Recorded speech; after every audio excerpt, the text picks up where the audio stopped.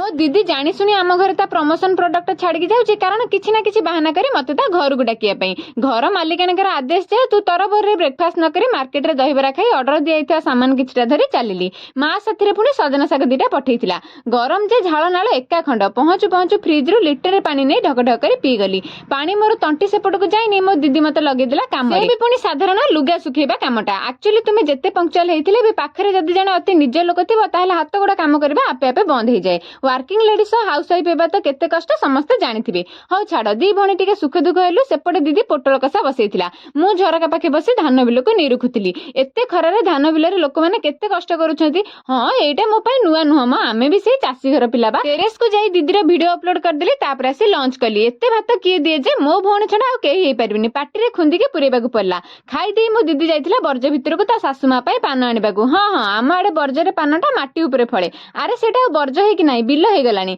by the जो पान नछाना नोडा कोन गोटे हुए किए सब शिखिछ कमेंट रे कहि